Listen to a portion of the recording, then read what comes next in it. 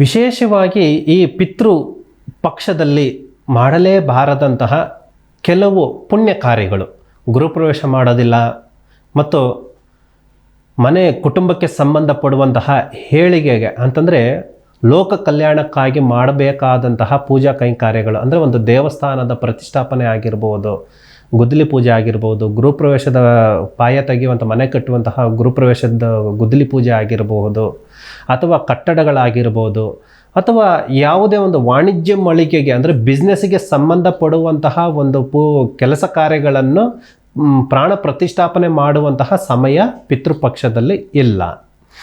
ಮತ್ತು ಮನೆ ಕುಟುಂಬದಲ್ಲೂ ಕೂಡ ಶುಭ ಕೈಕಾರ್ಯಗಳು ಅಂತಂದ್ರೆ ಮದುವೆ ಕಾರ್ಯಗಳಾಗಿರ್ಬೋದು, ನಾಮಕರಣ ಆಗಿರ್ಬೋದು ಮಾಡುವಂತಹ ಸೂಕ್ತ ದಿನಗಳು ಅಲ್ಲ.